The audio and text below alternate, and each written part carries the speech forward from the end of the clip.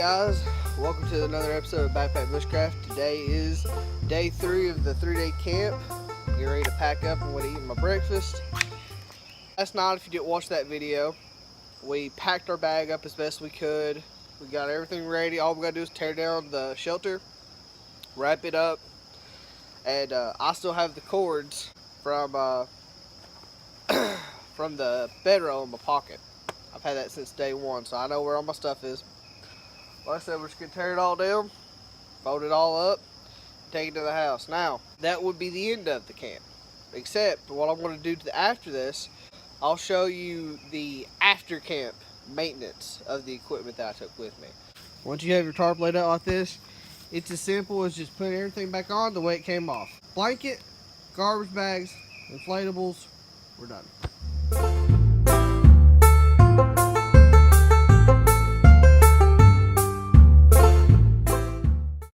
I don't know if you watched that, try something new, but I rolled it up, got tied up. Now all I gotta do is pick up the rest of my gear over here. I'm gonna walk through my front door, and this first Backpack Bushcraft camping trip will be at a close. I'm gonna go take a shower, check for ticks, and then we'll keep going on the next step. This is the first step. As soon as you get in, you want to take care of your hygiene. So I'm gonna show you the first thing I'm gonna do coming off my camp. So we have the mess kit. This one handy because my stand actually won't show it. Okay, so the next thing I'm going to do is, I got some problem spots on my pots and pans that I used, and my fork and spoon as well. So what I'm going to do is I'm going to scrub and clean all these. I'll clean them up, and we'll talk about it later on in the review. Here's the mess kit cleaned up. The spoon is MIA. I have no clue what happened to it. But they actually came out pretty clean. That's, you know, like I said, I can still use these for a little while. So, pretty happy with the work. 24 hours. Like I said, you want to treat this stuff 24 to 48 hours. You want to have all this stuff done. But it's still wet, which means the blanket could possibly be wet. And the cloth stuff could still be wet. And that's what's going to cause mildew. And that's the one thing I want to avoid. It actually doesn't even really feel damp. It just feels a little cold, like it may have a little water in it. It doesn't smell bad either. Right, so like I said, I just hung it up on my door just to let the air get to it and stuff. I'll put it back in its bedroll once everything's done. Now let's go to the other gear. We have liners, which I turned them inside out so they're actually not wet. But they're hardly wet. They're cheap though, so I think I'm going to dispose of them just so I don't have to keep, just in case. This thing was a total failure. I think I'm going to trash that anyway. This leaves the pillowcase with the inflatables that I used as pillows, and they all worked. So I'm going to give them a pass and just set them out.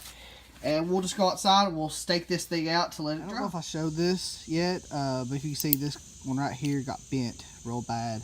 I'll probably be replacing it out with another one. I'm actually going to be trying to replace the whole set, but for right now, this is all I have. I'm going to use this to stake out the tarp. I'll show you how to do that. So what I've done is I've took out the 4 quarters on the tarp, put in my stakes. And this was actually a little short, so what I'm going to do is I'm going to stick him in the branches here. Put him in like that. That was the only one that's short. And I'm going to try to pull it tight.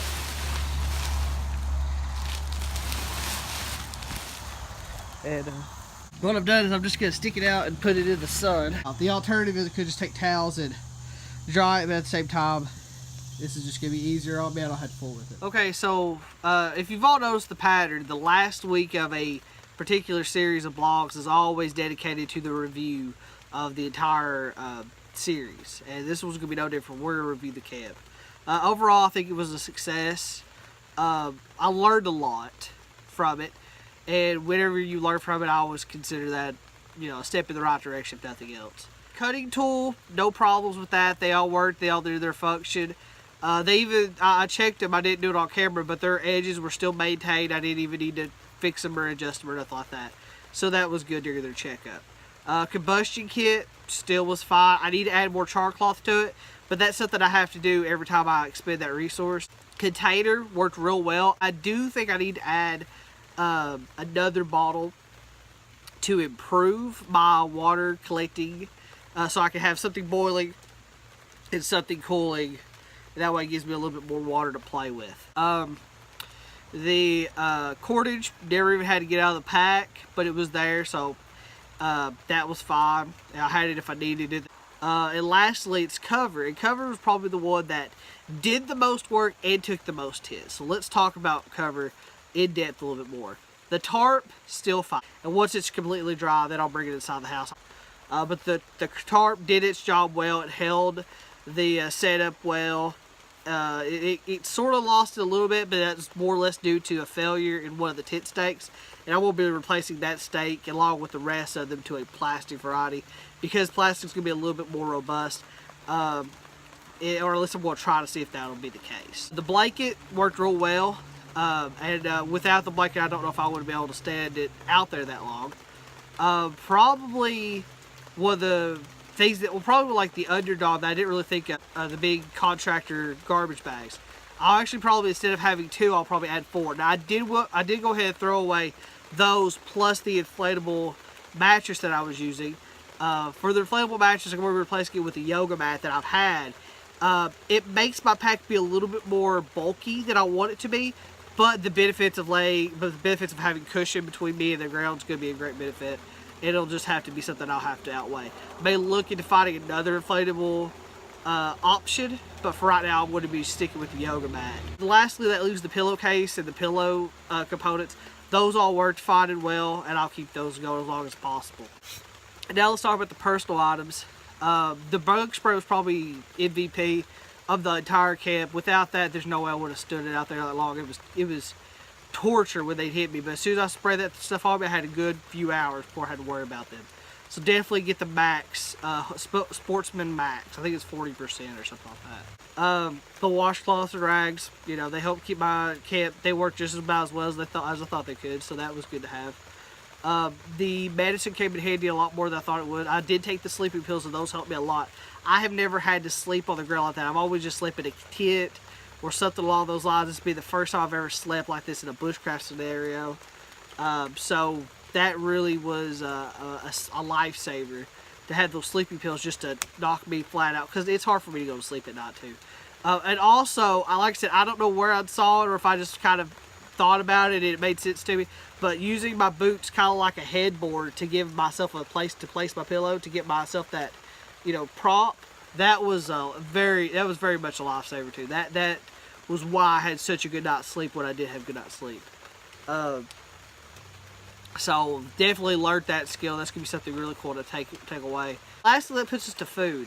I planned on having 6 meals, 3 on one day, one in one morning and 1 in one evening, and I just had Slim Jims to throw in wherever I was hungry in the meantime.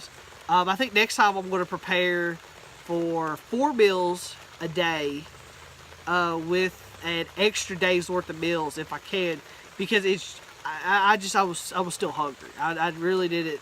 I thought I had more than enough food out there, but I don't know if it's just where I was still moving or what it was, but I was very much hungry. And I'm a big guy, so you know, it's not uncommon for me to be hungry, but it was just, I was a lot more hungry than I usually am, so I'm going to be looking into that more, probably packing more food. Slim Jims was a great idea. The can of fruit was a great idea. The soup was a great idea. I'm going to experiment some more. The bread I think would have turned out fine. It's just I didn't have a good control of my fire. So I'm going to work on that and practice that skill. But the batter, I tested it, and the batter actually worked out fine in a controlled setting. But like over the campfire, it's going to be a different case. That's going to conclude it for this review. Now, I'm going to go ahead and tell you, next week will not be a vlog. There will not be a vlog or video. I've been working at this for 6 or 7 months, and I'm going to have to take 1 week off for a break. I'll probably be highlighting some stuff.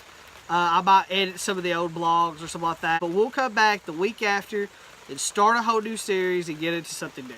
But if you like this video, like, comment, subscribe to the channel Backpack Bushcraft. If you want to follow and keep up with me, you can do that on Facebook and Twitter at BPackBushcraft. If you want to check out the website, I post a blog every week, except for next week, at 10 p.m. EST. And guys, as always, thank you so much, and keep those fires burning. Put another log on for me. Thanks.